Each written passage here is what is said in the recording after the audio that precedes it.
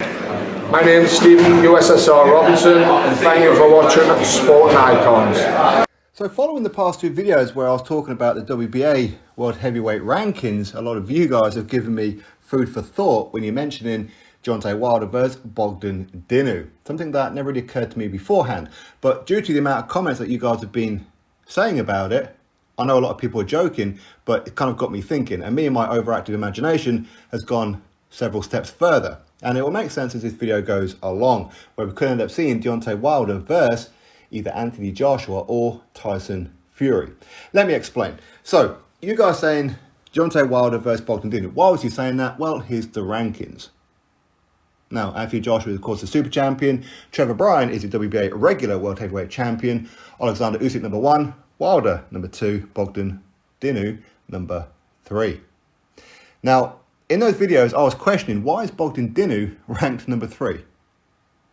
Last month, he was ranked number 2, Wilder's ranked number 3.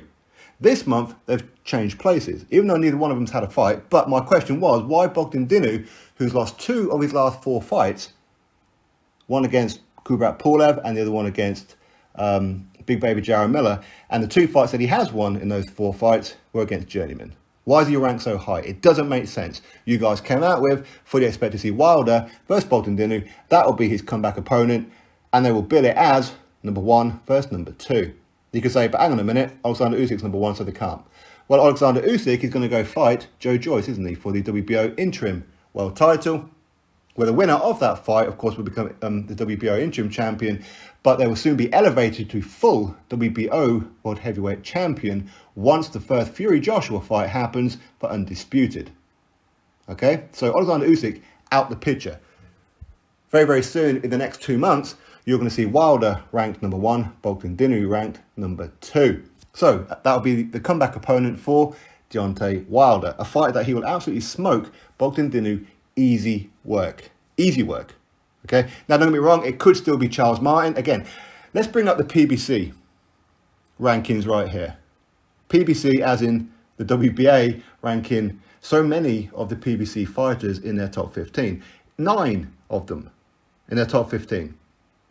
Now, some people saying, do you have a problem with the PBC? Oh, look at him. He hates the PBC. Oh, he hates this. He hates that.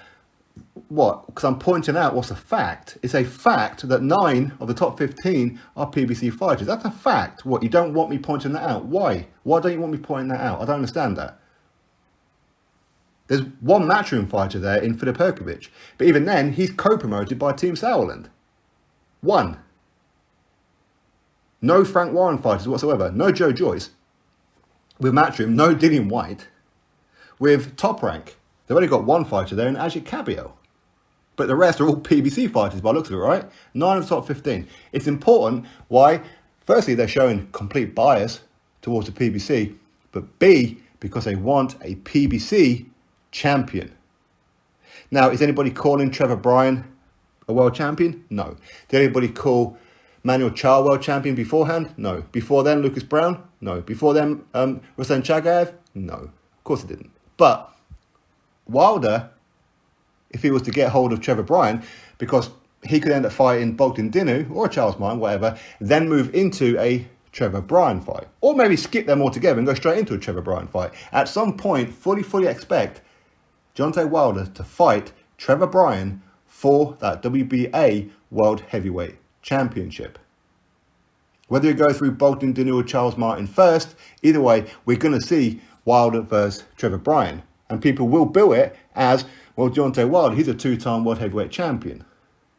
But yet they won't hold the same energy by currently calling Alexander Povetkin world champion, even though his interim belt is the same as his regular.